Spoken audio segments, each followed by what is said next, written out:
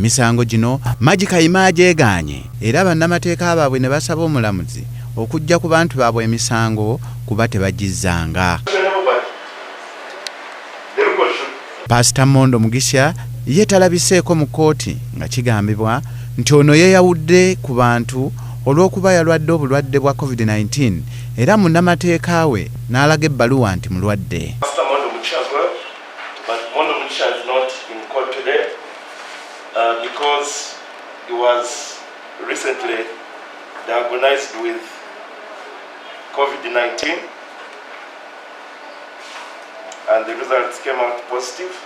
Bannamateeka baabano bategeezezza nti emisango gino abantu bano tebaagizza era ensimbi ezoogerwako abantu baaziwaayo nga beeyagalidde mu kitongole ky'obwannakyewa ekiweerera abaana. That the conduct of Pastor Slagi and his colleagues in raising funds were in pursuance of this company objective.